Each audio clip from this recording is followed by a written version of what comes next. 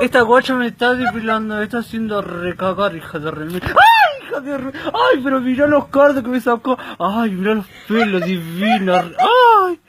¡Ay! ¡Pará, chico! Estás haciendo parir. ¡Ay, Dios! ¡Ay, dale! ¡Pará, maldita, despacio!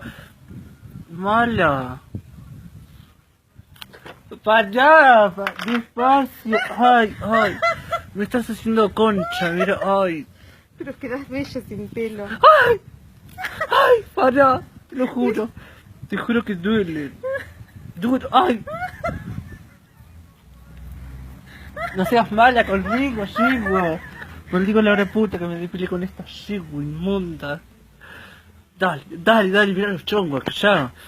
No le podés decir nada a los chongos así. Rápido. ¡Ay! ¡Ay! ¡Ay! Pará, llego, pará, te juro que me está... ¡Ay! ¡Ay!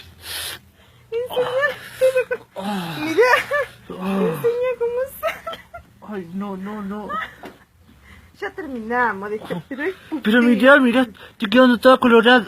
¡Ay, mirá, toda pegoteada! Es puta, hija. Despacio, Pero yegua. es que la única manera que salgan todos los pelos. ¡Ay! ¡Qué mala que sos yegua, te odio! ¡Ay! Pará, mirá si vos tenés un bigote. ¡Ay! La cara!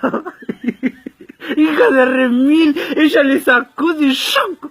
¡Ay! La cara coloreada, mira cómo me quedó. Inmunda. Te odio. Dejaste de ser mi tía, te odio. ¡Ay! ¡Pará! No, vos lo hiciste, vos me dijiste que sabía y es mentira, lo hiciste todo para burlarte de mí. Mirá. Tráeme la tijera.